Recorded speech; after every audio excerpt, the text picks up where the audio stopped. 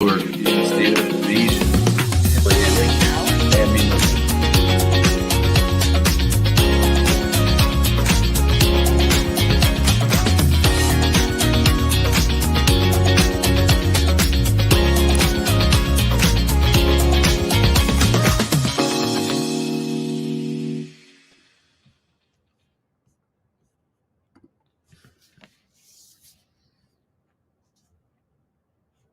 Welcome back to the Immigration Answer Show. My name is Jim Hacking. I'm in the basement. I'm hiding from my family because I'm so upset about the terrible, terrible Jets. They have lost yet another game. They are miserable, a horrible team. A horrible, horrible team. I don't know why I waste any time thinking about them. I hope you all are doing well. This is episode number 481 of the Immigration Answer Show. I'm starting it a little bit early just because I want to drown my miseries, to stop thinking about that horrible, horrible football team. And I thought I could come here and do some good, share some love, talk a little bit about immigration. I was thinking I would do the show earlier today, but Amani and I ended up going to the cemetery to see my dad and her mom. And also we went to the gym and worked out. So that was nice. Everyone getting after it after Thanksgiving. I usually go to the gym at like 5 in the morning, and we were there at about 9, and it was packed. I'm not used to seeing all those people. So I don't like necessarily there being lots of people at the gym. How was Thanksgiving, everybody? How was your holiday? Let me know. What was your favorite thing you had for dinner? How did it go? I deep fried a turkey, and I put too much oil in the fryer, so I was worried that everything was going to catch on fire. Luckily, it did not, but I need to do a better job of practicing making sure that I don't put too much oil in there. I was worried that my backyard was going to catch on fire. Let me go ahead and share the link so that everybody has it. If anyone wants to come into the waiting room and ask me a question, here is the link. There you go, everybody. Like I said, this is episode 481 of the Immigration Answer Show. I'll be here for the next hour, or as long as we have people ask me questions. Friday's always our slowest day as far as callers or questions. I started this show a long time ago, 480 episodes ago, because when I was growing up, I really liked talk radio. I really liked, in St. Louis, we have a radio station called KMOX, which for a long time was the most Western and Southern radio station in the United States. And I would spend a lot of time listening to sports on the radio, then listening to talk sports, sports talk radio, and then also listening to news, and people would talk about the news. And there were a couple of different lawyers that had call-in programs, and I always thought that would be neat to have a call-in show of my own, which I always wanted. And then when I became an immigration lawyer, there were just so many people that had so many questions. I thought it would make an interesting show, and people have been interested ever since. So I'm happy about that. I'm happy about that. Julian says, for what it's worth, as a Cubs fan, he's used to being eternally disappointed. But they did win a World Series. They broke the curse. So the Jets, I think right now, are the pro franchise with the longest streak of not winning a playoff game in their sport. So at least the Cubs won a World Series. Ola Depopu says, happy Thanksgiving. Same to you. I hope everyone had a nice Thanksgiving. Carolyn says she spent yesterday in the truck alone eating Indian food. That's good and bad, I guess. I mean, sometimes I think being alone for stretches of a time isn't the worst thing in the world. I wouldn't mind going on a retreat. I've been thinking about going on a silent retreat. Oh, looks like we got someone in the waiting room. The waiting room is wide open. If anybody wants to hop in, I'm going to go and say hi to Brooke. Brooke will be our first caller of the day. Hello, Brooke. Hi, Jim. How was your Thanksgiving? I had a great Thanksgiving. My sisters came over, their families, my mom and my aunt, and my sister Carrie is getting married next year in Las Vegas. So she gave out it's her second wedding, but she gave out all the wedding rolls. So I'm going to walk her down the aisle. So Oh, that'll be fun. Yeah. How are you doing? How was your Thanksgiving? it was good. We didn't plan it, but it was good. It turned out good actually. Nice. What can I do for you? So the same question. We talked like what was it like 2 weeks ago, and you gave me some advice. It's just the same thing. In terms of I filed my papers off since January, and I haven't gotten a work permit or anything. I did the RFE in July.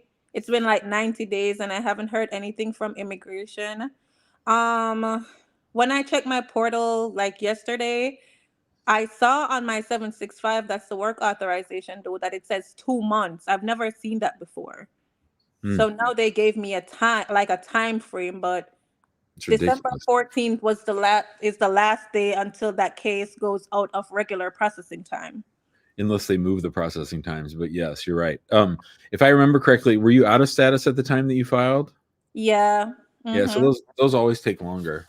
I think I think they slow those down and sort of they sort of look at them a little bit harder and a little bit more carefully. So I'm not surprised that it's taken this long. Hopefully it'll be soon though. I'm wondering if I should just get like a lawyer to represent my case. I don't know because I don't know what's going on, and I'm afraid that I didn't submit the evidence correctly. You Yeah. know what I'm saying? So I'm just like, maybe I should just hire the lawyer to like say, hey, I'm representing her instead of herself or something. Yeah, yeah. And did you keep a copy of everything that you filed? Yes, I have a copy. Yeah, we can take a look at it and tell you what we think. If we think you need a lawyer, if we think you need more evidence or whatever, we'd be happy to take a look at it. And I want to ask you, how much is it for just like to, because what would it be like a continuing of my case or something like this? Well, again, we'd have to look at everything over. So our usual case to get involved in any green card case is 5,700. But if things look good and it's not that much work, then we would obviously charge a little bit less if you've already done it correctly. But a lot of times it's more work to get it fixed after it's been filed than if we had started from the Hmm. original. So, but like I said, happy to look it over if you want to send it over. Okay, I will. Thank you, Jim. Hi, Brooke. Have a good day. Thanks for the call. Hmm. All right, all right. Felipe's here. Hello, Felipe. Hi, how are you? I'm well. How are you doing? I'm all right, thank you. Well, first time I'm a big fan of you. Actually, I've been listening for you for over months. Nice. Thank So you. probably I was one of the first from the first show. Since then, I'm a big fan of yours. Well, I have two questions, and I don't know if it's a question or a way, a way to collaborate with you, probably. Okay. As you know, there was the APEC just came in this last Friday, and on the APEC here in San Francisco, I'm located in San Francisco. There were many things that came out on immigration, especially for TN visas. I guess the visa bulletin is going to be updated or something, but what would you say are the benefits, for AI and cybersecurity experts around the world with the new Golden Gate Declaration and the whole things that just were settled? I don't know anything about this, my brother. You don't? Nothing. Well, so far I think it's they said that the TN visas are going to be updated. There are going to be more like many benefits for people that know AI and cybersecurity. But Okay. in your experience, do does that kick in? With any green cards, grants, or anything? Well, TNs are temporary visas. They're not a path to a green card. So I don't know what the proposal is. I guess this was just some kind of an announcement by Homeland Security, or what was it? A conference? Well, the State Department was there. Everybody was there. Was the President of Mexico, naturally, President Biden, and both administrations agreed that regarding immigration with specialized, let's say, citizens with AI and cybersecurity bridges, there should be a better promotion of either green cards, either TN visas, more ways to have benefits. Where on your end, how for example, we have national interest waivers, right? Yep.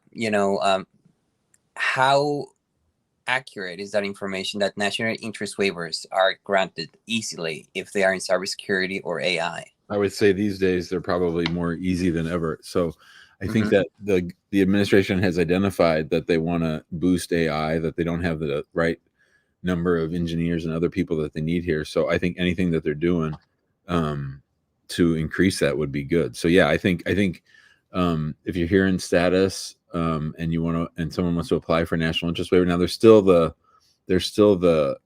delay on the visas, available visas for EB2. So NIW is great, but there's still a backlog. So I'm all for presidents of the United States talking to other countries and talking about boosting this and boosting that. But the fact of the matter is, if Congress doesn't take some action, then it's all just sort of regulatory changes which move the needle a little versus, what we need is comprehensive immigration reform, which takes into account all kinds of immigration issues, including employment for highly skilled workers like AI engineers and things. So, on the one hand, you could say to yourself, well, could we get all kinds of politicians involved in something narrow within AI? Maybe. They haven't been able to pull off something like that on any narrow. There hasn't been a narrow immigration issue that's gotten serious traction in the House or the Senate. And then when you have the Republicans controlling the Senate, they don't want to give Biden any kind of a political victory on that. So I think it's probably just going to be more of the same, Felipe. Well, the thing here is probably, if you give me your link, or I don't know how we can address it. I have a couple of guys, that I might be able to, to adhere to this end because they're already getting into Stanford, Berkeley, into AI, So, but the thing here is that Berkeley and Stanford only provides F1. So, from there aren't many things that I can help out, but all of these teams that I have built, we can perform national interest waivers. So, but I'm not sure if for those visa overstayers, the national interest waiver, it might work. Some of them have actually filed visa extensions. Some of them have not, and just stayed here, stay working, especially with TN visas. But I have a lot of people on that end. I'm also So here's what I would say. The info at Hacking Immigration Law, I'm checking that now. So I'm back to checking that email address. So if you want to send an email there, I'll see it today or tomorrow. Okay, sure. Yeah, we have a lot of guys that, may be able to get into this whole set so we can, get them into the national interest waiver. Thanks, Felipe. Thank you. See you, buddy. See ya. All right. Felipe, longtime listener. Good to hear from him. He's got good ideas for me. Hugh's here. Hello, Hugh. Oh, hey. Hi, man. How are you doing? I'm trying to manage day by day now. It's been a terrible blow to our family. What happened? Well, we're here. Well, I'm staying with my wife here in Mexico. Of course, I'm a U.S. Citizen, and we had our baby. I went on the computer and filled the application or whatever and downloaded it, and was getting ready to go through the process of getting his nationalization or citizenship paperwork or whatever online. So yeah,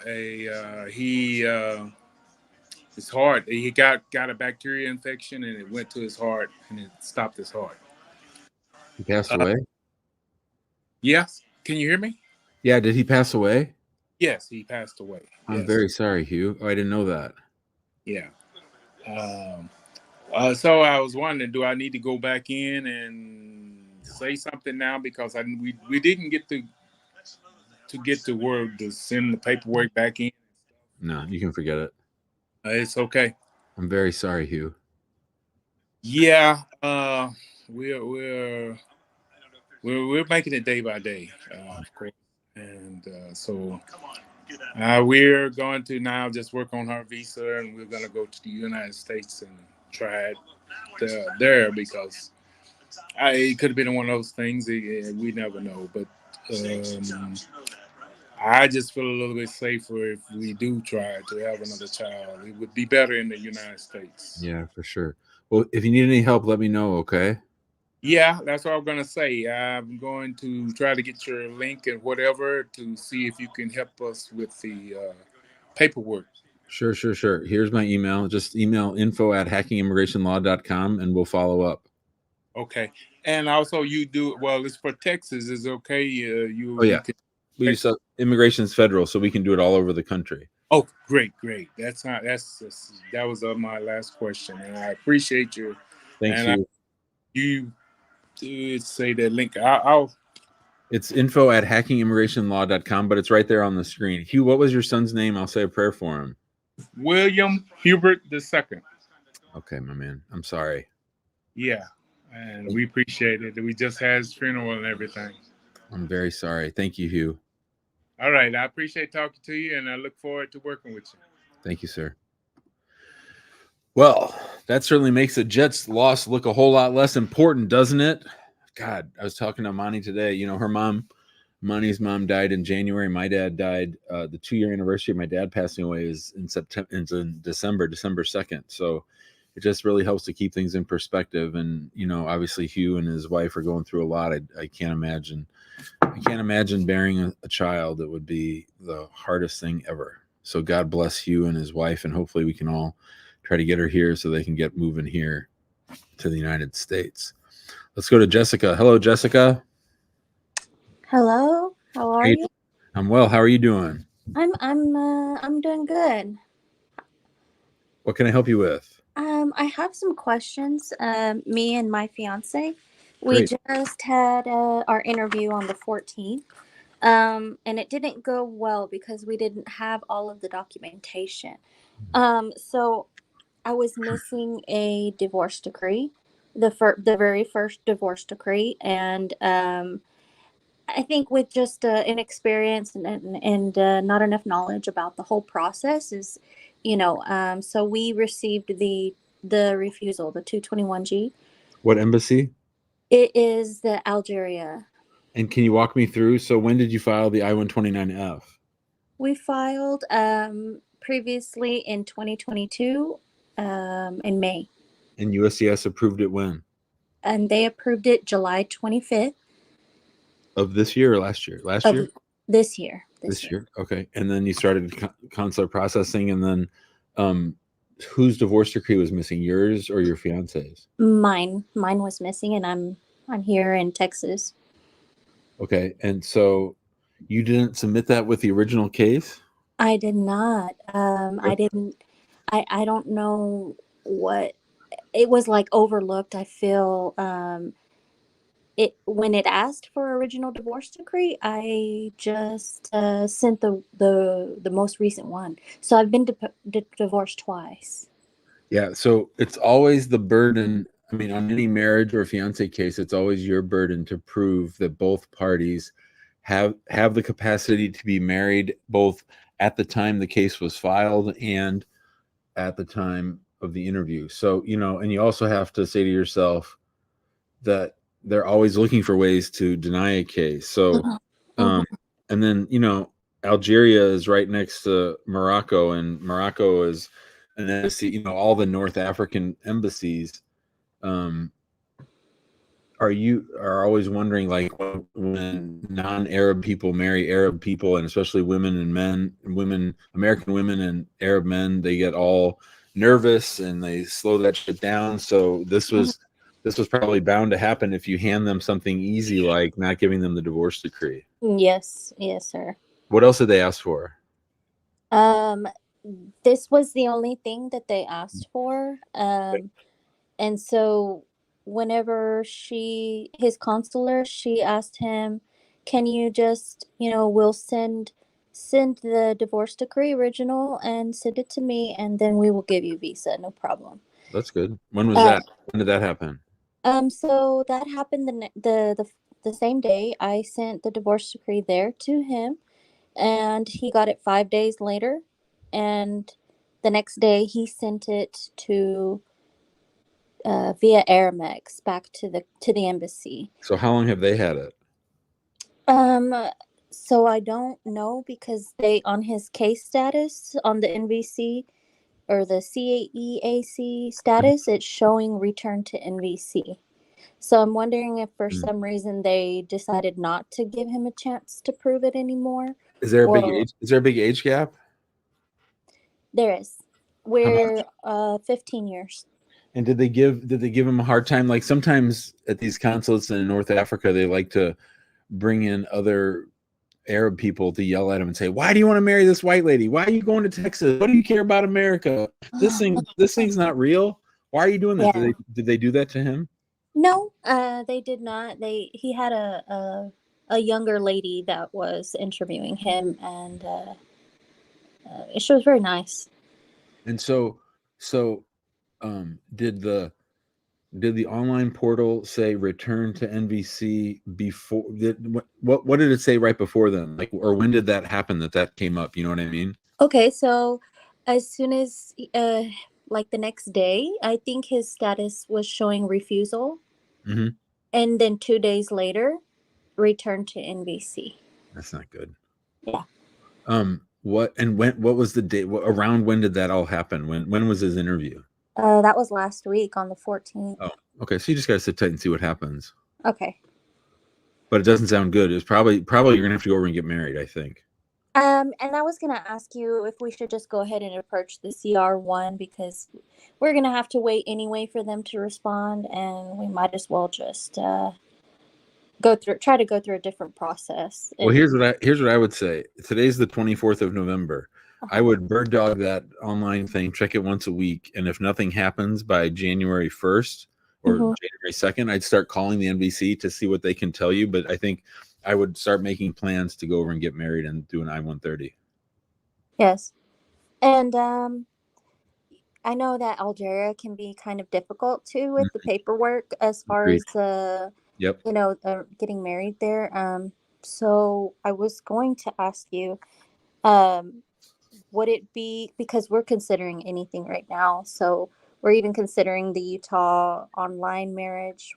I vote no on that. You've already got problems. You're going to have a denial, or you're going to have a refusal. You're going to have questions about your prior marriage. I don't know why you would give them another. I think you got to figure out a way to go over there and get married. And plus, you going to see him is always another piece of evidence that's helpful overall. So I vote no on the Utah marriage. I'd rather you wait a little bit longer till you get some money together to go over and get married than to mess around with an online marriage. Okay. Because with an online marriage, in order for it to work, you're going to have to prove that it was consummated. And the only way you can prove that is by making the trip over there. So I would say make the trip over first, get married, and then come back. Okay. You want to take away every reason for them to say no. Mm-hmm. And that's just an easy one that just gives them, we need you filing the strongest case. Here's my divorces, assholes. Here's all the proof that I love this guy. Here's why it's okay that we have an age difference. Here's why he wants to come to Texas. Here's all the evidence of the time we spent together.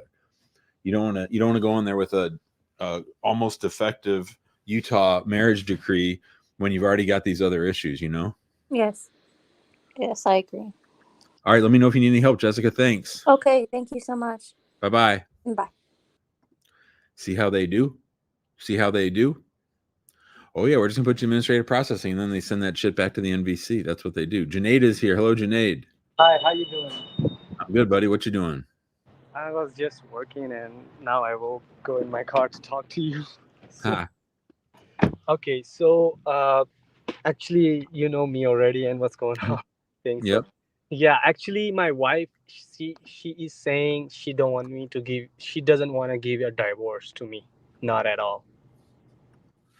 I thought she started the whole thing. No, she did. She went to the lawyer, but she didn't file it. She didn't do anything. She asked him how to withdraw the card we applied, and they give her some letter, withdrawing letter, something that we want to withdraw, and there's her name and my name, and she said just sign it and leave the country. I said I cannot sign it. If you give me a divorce, and I will sign that. So she just want to throw me out from this country, no matter how. She's trying that. Wait, but remember, I thought we weren't going to talk to her anymore. But actually, what is the problem? My sister got married with her brother, and he threatened her. that I will give you a divorce if your brother didn't leave. They can all fuck off. I don't care about them. They're not my clients. I don't care about them. You're the one calling me. The only person I care about is you. I don't care about your dumb wife. I don't care about your brother-in-law. I don't care about, sorry, your sister. So they can all fuck off. You need to get divorced and file the 751 without her. What if I give her divorce? Is gonna affect? Is gonna be a bad or no? If you get divorced? If I give her divorce, not her. If I file a divorce, it's fine. It's fine. Yeah. I mean, she already started one before, right? She started. Yeah. So, I mean, it doesn't, I think that in almost every case, it doesn't matter who actually files for divorce. Oh. And if it ever does, why'd you file for divorce, Sinead? Because she's crazy. She kept saying she was going to divorce me. She kept saying she was going to kick me out of the country. Right. I can't be around that energy. I can't be around that. Yeah, and she gave me actually, I have a little question. Before filing I-751, I also file I-90 by mistakenly. So does it affect on I-751 or no? Well, only in that it confuses them, but no. No, because she sent me the paper she gave me to sign. She put the receipt number for I-90 because she don't have the other one. Yeah, so no more talking to her. Do not talk to her. Okay. All right. Bye, Junaid. See you, buddy. Yeah. Later. All right. Yeah, when you're dealing with a crazy person, you just need to do everything in writing. You need to document that. You need to not get dragged into their mess. Issa's here. Hello, Issa. You're on mute.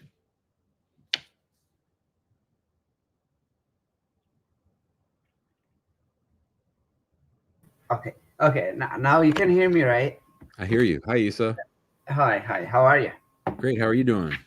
Thank you. I wanted to share with you, I was a student in South Korea, and I got a green card by the diversity visa program.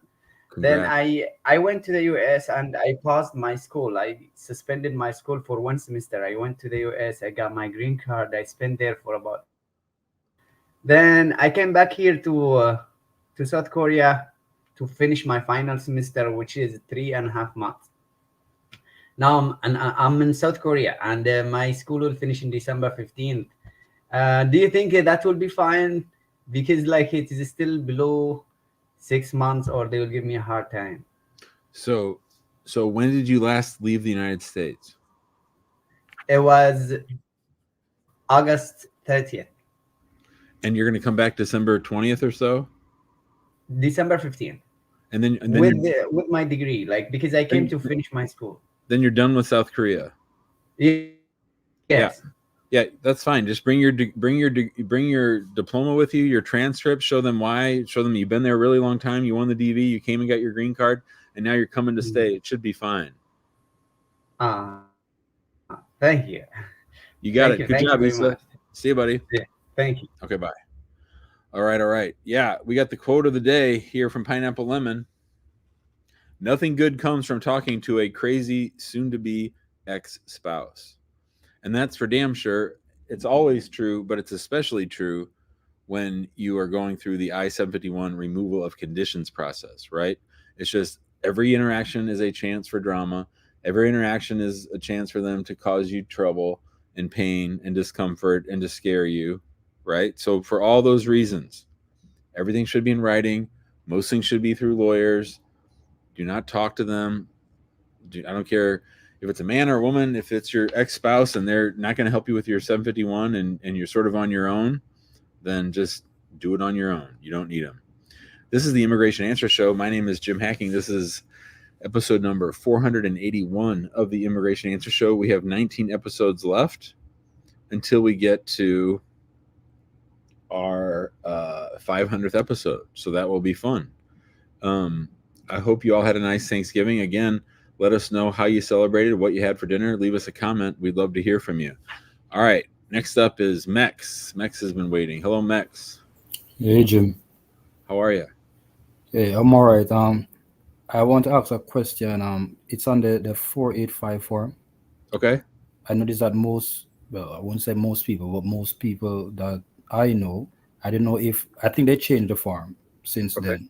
Okay. So I would ask a person like, "What do you put for this?" And they would say no. But when I check it out for myself, I went on their site, USCSI site, Yeah. on the instructions, and I know that it should be a yes. For instance, it's a public charge question where it is asking, "Are you subject to the public charge ground of inadmissibility under INA section 212A4?" Should be yes, right? I always say no. I'm not subject to the public charge. Everyone gets mad at me, and I say no. I'm never going to admit that my clients are likely to become a public charge. Although their instructions said once it's a family-based petition, it must be yes. Let's pull it up. How about that? Let's take a look. Because when I look at the instructions, it bring me to it has a link that brings you to their site, and it shows you who should say yes. All family based. So I'm on the USCIS website. I'm looking at the instructions for Form I-485, and I'm going to look for public charge.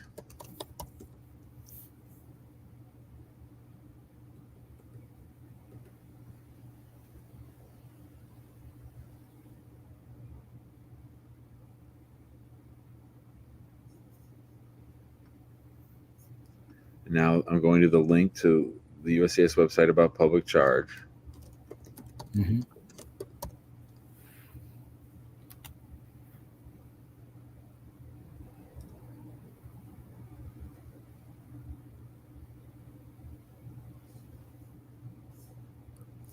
I think this form was updated February this year, so I think the forms they structure the question differently.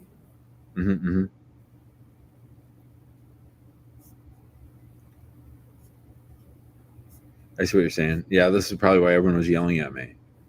The public charge ground of inadmissibility will generally apply to all applicants for adjustment of status unless they are specifically exempt. The tables below indicate which applicants for adjustment of status are subject to the public ground of inadmissibility. The first one listed are spouses, children, and parents of U.S. citizens. So that seems like they're subject. Okay, so then they want you to do all the rest of the work on the form. So that makes sense. Yeah, I know this. Is there an implication if someone puts no? No. I mean, you should put yes, I guess, now with that answer. Okay. But, you know, they have they can either send you an RFE on that, they can schedule you for an interview, or they can just forget about it, which is what they're going to do. I don't want to leave no room for error. I mean, you could correct it. You could send in a correction and say, hey, I need to change my answer. It's also stupid, though. Yeah, I got you. Thanks, Max. Okay, no problem. Thank you. Bye, buddy.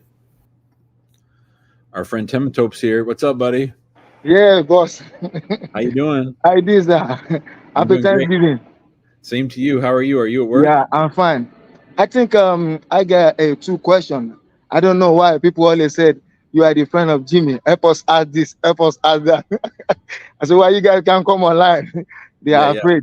So okay. I got a sister that she already have a 10 years green card.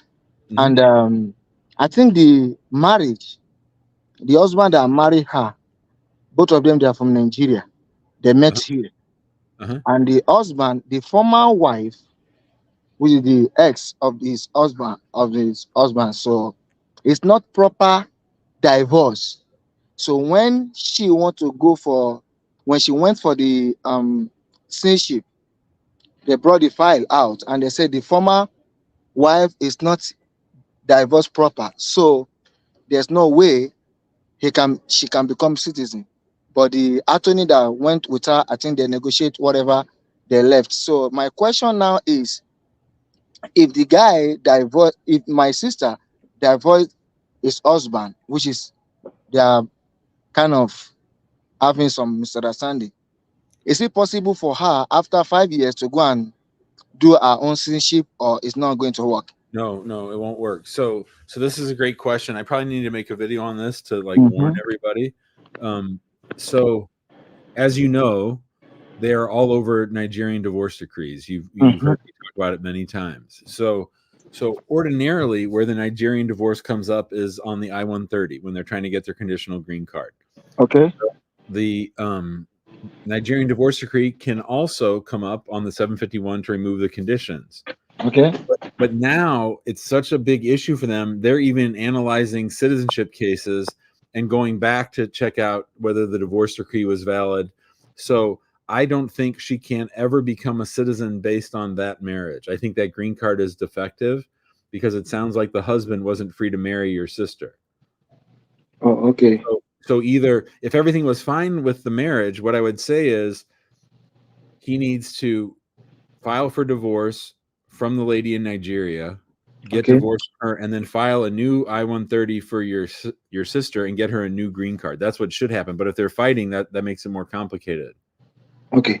The second question, I think I had you 3 days ago or 4 days ago answer one guy on the show.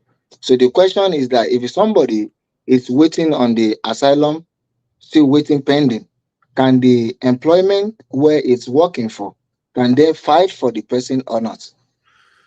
So this is what I say. So Jim says under certain circumstances you can. USCIS says maybe. So here's the thing. So you know, most people, when they get admitted into the United States, they have 6 months to leave, right? Mm-hmm. So I believe that if you apply for asylum during those first 6 months, Mm-hmm. and then your case is pending forever, then you can adjust based on something other than a marriage to a U.S. citizen. A marriage to a U.S. citizen, you can always adjust. But you could adjust based on married to a green card holder or through an employer, unless the asylum case has been denied and sent to the immigration court. So think of it this way. So you're in status those first 6 months. If you file for asylum before the 6 months are up, that keeps your status all the way up until when they deny the case or until you try to adjust for your green card. But USCIS fights us on this. They're not sure that I'm right. I am right, but they're not sure that I'm right. So if the person is already be transferred to court, it can never be work. Like, no. Oh, okay. Yep. Thank you so much. Bye, buddy. See Thank ya. you, sir. All right. Always happy to see him. Yeah, exactly. Oh, we should. Sorry, Laura. Next time he comes on, I'll ask because I always screw up his name because I know it ain't Timotop. People tried to tell me last time, but I still screw it up. Thank you, Nurse Laura, for remembering and reminding me. Christine says, I enjoy your live chat. I'm from the Bahamas. Chat's informative. I ate too much ham and turkey. I'm still eating leftovers. Yeah, today's a big leftover day. Somebody left a whole damn pecan pie over here. So what the heck? Yeah, Laura, I'm on it. Next time he comes on, he's always around. I'll ask him probably later on this week. Toby's here. Hello, Toby. Hi, Mr. Jimmy. Good evening, sir. How are you? I'm well. Thank you for the call, and thank you for everything you've been doing. Of course. I'm originally from Nigeria as well. I came in 2018, and I got married here in New York, and I went in for my interview last year. So on my interview, I discovered I've been placed on deportation order, and I was not aware. So the USCIS lady told me if I'm aware, said I'm not. She checked her file, a computer. Later, she find out that I think they served the paper by mail because they asked me to come to court, but I was not aware. So they sent a letter to Philadelphia, which I was before I came to New York. So eventually, wait, hold on. So you entered on a visit visa? Yes, sir. And you got admitted for 6 months? Yes, sir. How did they know you had an address in Philadelphia at all? Had you applied for something? No, I did not. I was surprised. So I just came into I came into Philadelphia, and I was in Philadelphia for 4 weeks before I moved to New York. Probably maybe my address I feel, but I've never applied for any benefits. Never. What did you tell them was the purpose? Why did you get the visa in the first place? What was the purpose of the visit? The first visit was the wedding. That was a year before I came to Philadelphia. And when you applied for the visit visa, were you married to someone in Nigeria? I was divorced at the time. Okay, but what kind of a divorce? Because Nigerian Yeah, divorce. it was properly divorced. Okay, all right. So just so that I'm clear, so So when did the judge issue your deportation order? The judge issued the deportation order on March 2020. And you never received notice of that? No, not at all. Okay, No. interesting. Okay, it's interesting. I don't often hear about people on visit visas getting a notice to appear. So you must they sent the notice to appear to your address in Philly, but you were living in New York at the time. You never got it. Yes, sir. And so so you didn't show up to court. No lawyer showed up for you. And they nobody just said, showed up. they said, "Where's Toby? Oh, Toby's not here. We're going to deport him." Yes, sir. So and then Toby, hold on, and then you married a U.S. citizen. Yes, sir. And they filed an I-130 for you in a green card application, and then you go to your green card interview at which field office? Manhattan? Yes, at Manhattan Federal Plaza. Yeah. Yes, and you're like, yeah, I'm going in here to get my green card, and they're like, oh, wait a minute, brother, Toby, you have a deportation order from Philly. Yes, That's sir. what happened. Okay, that's correct. all right. Did you have a lawyer? Yeah, we went in with a lawyer. We were just all confused. Did everybody freak out like that? That's like every immigration lawyer's worst nightmare, like going in there and finding out that their client has a deportation order. That's like a scary thing. Yes, sir. We all confused. I was looking at the lawyer is looking at me, my wife is looking at each other like, what's going on? So after the interview, a month after, the green card got approved and I got my card. Really? Yes, sir. And now I'm still checking on the EOIR, and the case has not. It's still showing deportation order. So they gave you the green card by mistake. USCIS can't. I mean, if you have a deportation order, USCIS can't give you a green card. So what I would do if I were you is you need to file a motion to reopen the deportation case to set aside. I assume they approved the I-130 before they approved the green card, right? Yes, sir. So they believe your marriage is valid and that you were legally free to marry. Your divorce in Nigeria was legit, and so that's crazy. But I think that's what needs to happen. So you need to go, you or your lawyer, or we can do it for you. You need a lawyer to file a motion with the immigration court in Philly to reopen the case, to set aside the deportation order because you have the approved I-130, then to terminate proceedings. Yes, sir.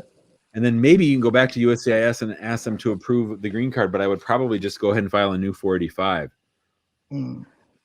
But that's what needs to happen. Because here's the thing. If you wait around, if you wait around 3 years and apply for citizenship or 5 years and apply for citizenship, then you're gonna lose all this time, and they're gonna say you never should have got your green card, and it's not valid, so therefore you can't get your citizenship. So don't just sit around hoping things get better. Do you know what I'm saying? Understood quite well. So I had my lawyer to file the motion to terminate or to reopen the case, and this happened early this year. And for some reason, everything had just been quiet. There's no information. So each time I contact the lawyer to follow up, he keeps saying that maybe it takes a time. So that's why I'm just calling to know, is this a normal procedure? Because unlike when I was filing for the I-130, I-45, there's a process. I've done my biometrics, but this time, since January, everything's just quiet. No feedback, nothing. Here's probably why that is. Your lawyer, your immigration lawyer is in New York? Yes, sir. And your deportation order is in Philadelphia, right? Yes, sir. So does your lawyer do a lot of deportation work? Have they been to the Philadelphia Deportation Court before? The whole thing on something like this, you either need one of two things needs to be true. Either you need to be friends with and know the attorneys that are working for the government in Philly, or you need to bug the shit out of them. So either he doesn't know them or he's not bugging the shit out of them. That needs to happen. Okay. Because you want to get this taken care of while Biden is president. You don't want to wait till Trump's president to get done with deportation. You want it done now. So, I don't know if have you ever seen Shabazz on my show? Have you ever seen Shabazz? No, I've done so. No. He's always bugging the shit out of his lawyer. You need to start bugging your lawyer in audio and writing every other day. Hey, go hit them up again. What are you hearing? Here's the thing, Toby. There should be a duty attorney, which is like an attorney at the EOIR for the Department of Justice, whose job it is to handle like calls from attorneys Tell them Okay. you need to bug that duty attorney every day until I find out what's going on with my damn case. I need to get this thing terminated so I can get my proper green card. Okay. Okay. All right. Okay. Understood, sir. Yeah. Understood, Tony sir. said you need to be like Shabazz. That's right. Thanks, Toby. See you, buddy. Thank you, sir. Appreciate it, sir. Yeah. Call the lawyer nonstop. I mean, that's quite a tale. So here, the immigration officer knew that Toby had a deportation order, but they issued him a green card anyway. Now that's crazy. Now that and that's a whole other reason why the deportation order was probably invalid, because he never had notice. So you could say terminate or set it aside because he never had notice and he's married to a U.S. citizen.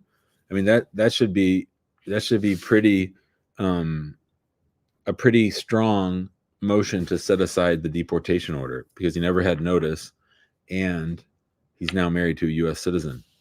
Let's go to Nick. Hello, Nick. Hi, Nick. Hey, Jim. Hey, How you how's doing, it going? buddy? Happy Thanksgiving. I'm doing okay. Same to you. I've sent a few messages on the chat on YouTube, and I've received some reply already, but I do have like follow-up questions and all that. So just Go for to it. start it all over. Yeah. So I'm married. I just married a U.S. citizen last April, and I already got my I-7765 already, and the I-130 is just getting processed. But we're having kind of issues on marital and stuff like that. I've been threatened to like get into divorce, and so I told my parents or our green card, and my brother is a U.S. citizen, so they were just saying like maybe we can petition you just in case like she does a divorce, and now I don't have any sponsor. What do you think? That does you no good. If your brother or sister sponsor you, that's a 14-year wait. If it's your parents, it's a 7-year wait, and you can't be here in status waiting for them. So that would be nice if they filed for you, but that's not going to. I mean, what was your immigration status at the time that you married the U.S. citizen? I was on an OPT, post OPT. Okay, and so and the I-130 and 45 is on file, and you're just waiting for the interview. Yes. I mean, I would say that you need to try to keep everybody happy and try to get that green card is what I would say.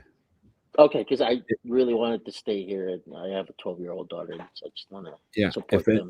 If you don't get that green card through her, then you're pretty much screwed.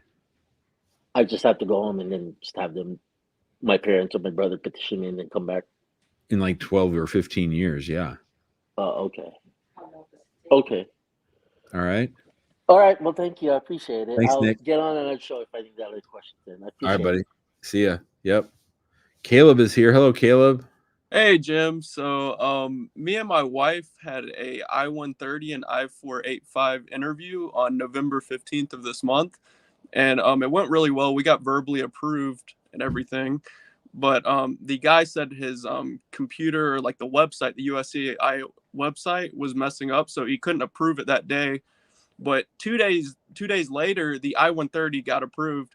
It's been I think 9 or 10 days now since the interview, and the I-485 is still actively reviewing.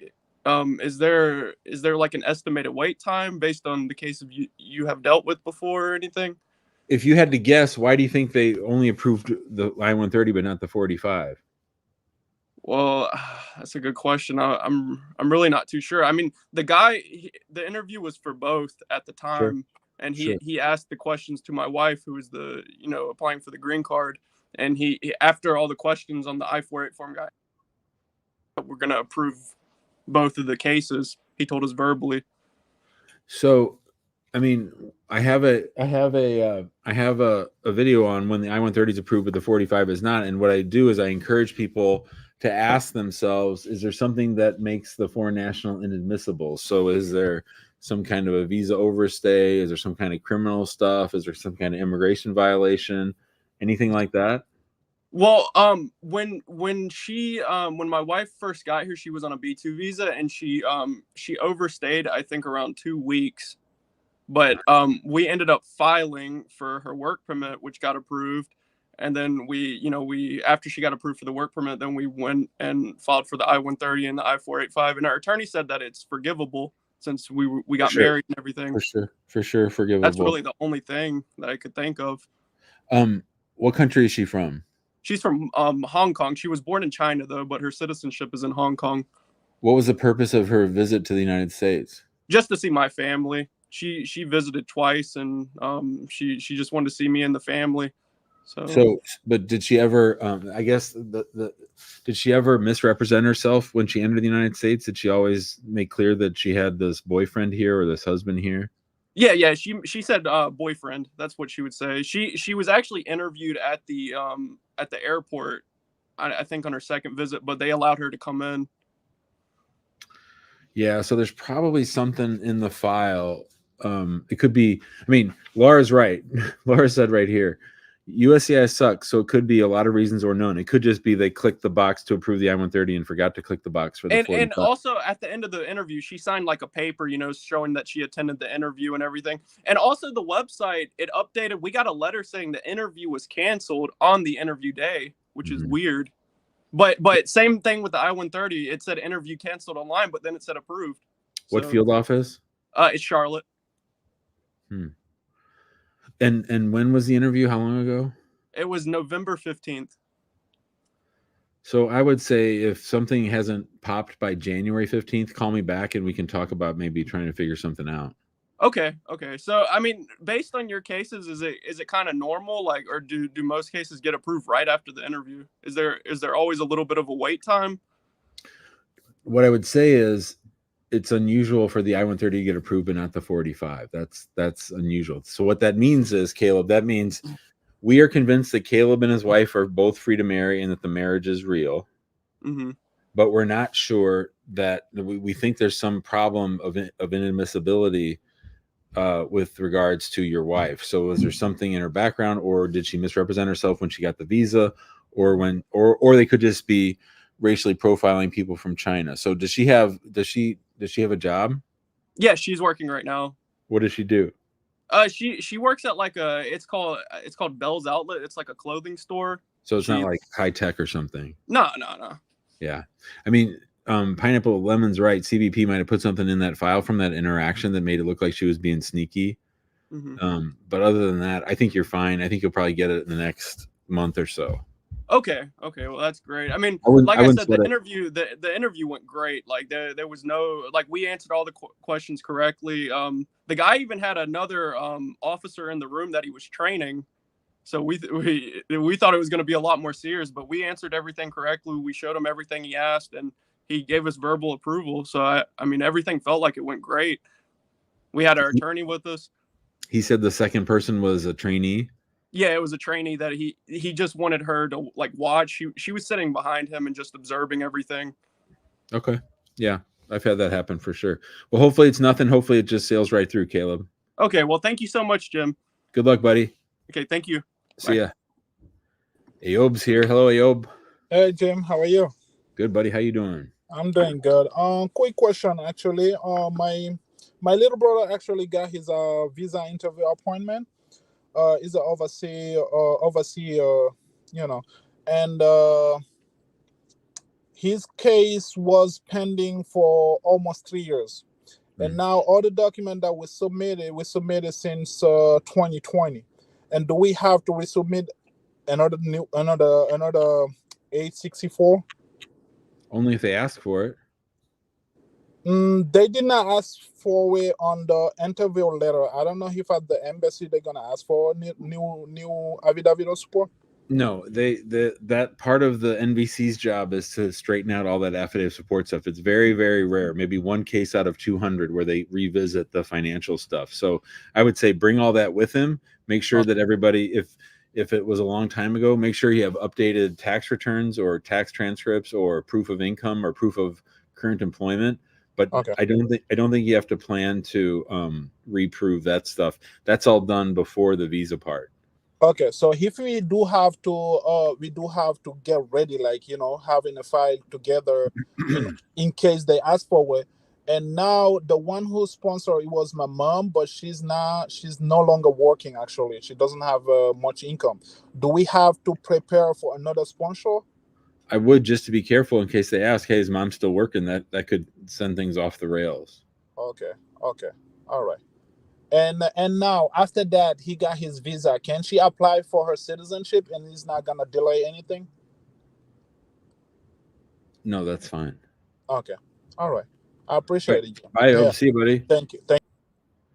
All right, everybody. Hey, Kivo is wondering, I have a marriage-based interview coming up next week. Can I take my 2-year-old daughter with me and my husband to the interview? The answer to this question is yes, you can, but the answer is no, you shouldn't. Now, children are generally, if the children are of the marriage, that's generally the best evidence that you have. But there's a real reason why you don't bring a child to the interview. Does anybody know what it is? I want to see in the comments if anybody knows what's the practical reason why you wouldn't bring a child to a green card interview. Does anybody know? Other than the fact, forget the part that they might make noise. 2-year-olds can be really cute and you can give them an iPad, but there's a very, very strategic reason why you don't bring children to the interview. I want to see, because I don't think I've actually talked about this. This would make a great video, and I'm shooting videos tomorrow. So if you guys have any comments or questions or things you want me to shoot, I'm happy to do it. So Lemon says, because they can throw the fit and annoy the officer, you can't concentrate. Those are both true. Those are good. Those are good answers. Child can annoy the officer. Yeah. No, here's the reason why. When you bring a child to the interview, no, Laura, that's good. My mommy and daddy, they never sleep together. Yeah, that'd be funny. No, that's not why. Here's why you never bring a kid to the interview. I've never told this before. If you bring a kid to the interview and the kid starts acting up, do you know what happens? They bring the kid, they tell the kid and one of the parents to go outside, which means you've bought yourself a Stokes interview, which means they're going to ask questions of you separately. Nothing good happens when they ask you questions separately. So the reason you don't bring a kid is because you don't want to be invited to separate from your spouse. You want to be sitting next to your spouse the whole time. This is why we don't bring kids to the interview, because they're going to say, okay, this kid's driving me nuts, like everybody said, and I'm going to go put them in timeout. And Dad, I need you to go out there. I'm going to talk to your wife for a while. And then after that, vice versa, right? So then you've bought yourself a Stokes interview just because you brought the kid with you. This is why you don't do that. Beta's here. Hello, Beta. Yeah, Jim, how are you doing? I'm good, buddy. How you doing? I'm doing well. I just wanted to be off the camera, that's why I turned it off. That's no problem. Yeah. So further to my impending case that I'll be filing, I came across the form G1450-1450 regarding payment using a credit card. And on the form, I was expecting to see the option to input the CVV security code at the back of the credit card. They have everything for me to put in all the details I need to be able to make that payment go through, except that. And I just want to find out, do you think that's going to be any problem? Since they are not asking for it, should I find a way of putting it in there? No. Or just fill up and send it? Fill it out and send it. I was also considering, I'm using Discover credit card. I called and someone told me he or she cannot guarantee that that payment is going to go through. So it made me a bit scared, and I was thinking of using money order, but then I don't know. I have enough balance to cover that particular expense. I don't know whether I should just stick with the credit card or use money order or something else. That form is one they've used for a long time. I think you're fine using the form, but I always like checks or money order because you can get proof of delivery, and you can get if you use a cashier's check, they'll often put the case number on the back of the check, which is helpful if they don't send you the receipt. All right, no problem. Bye, Beta. Good luck, buddy. I have a question. Go for it. Yeah, in one of your videos, you spoke about how it's going to affect non-registered immigrants in the US if Trump comes into power. And my question is, what are your thoughts on he coming into power? Will it affect people that are actually in legal status, like me, for instance? I'm just curious to know what your thoughts are. Were you just concerned about people that are out of status, or his policies are going to affect all foreness in the US? Well, here's what I know, that the immigration system got a whole lot worse, and more importantly, the State Department and the embassies got a whole lot worse under him. So even while he's doing all this stuff, talking tough about illegal immigration, they were also doing things every week to try to make legal immigration harder, to try to make it harder on immigrants who had valid status. So, you know, in my heart of hearts, I don't draw much of a line. People always want to say, oh, well, at least I'm not like those goddamn illegals, right? Like I want everybody to thrive and do well, and I want everyone to have a path towards status. But yeah, they were actively working hard on legal immigration, slowing down legal immigration, especially from brown countries where the people are brown versus white. So I think that, yeah, I wouldn't be worried. And if you have a path, if you're, I'll just say this for everybody, if you're on a path towards citizenship, you've got your conditional green card and you're online for your 751 and you're online to apply for citizenship, there's not much he's going to be able to do about that other than slowing shit down at USCIS overall, because they take a bunch of money from USCIS and they go to build his stupid fucking wall. So that's bad for everybody. But you're still on that path, and there's not much they can do to knock you off that path if you're on your way. Now, do I think you still want to go ahead and try to pick the other people? Yes, I do, but that's just me. Okay, thank you so much. All right, bye, Beta. All right, Austin's asking this question. This is one of the videos I'm doing. So here are the videos I'm doing tomorrow. Number one is your friend is not your phone. That's number one. Number two is, I don't remember what number two is, but number three is, wait, hold on. It's this. This is number three. If I enter the United States on a visitor visa, can I take up a job offer and have the employer file for me? Yeah, maybe, but you can't stay here while you do all that to get the work visa. It's just not going to work. So there's too many people coming to the United States and coming on this show saying, I came on a visit visa, now I want to change to something else. It doesn't work like that anymore. It doesn't work like that anymore because they're so damn slow.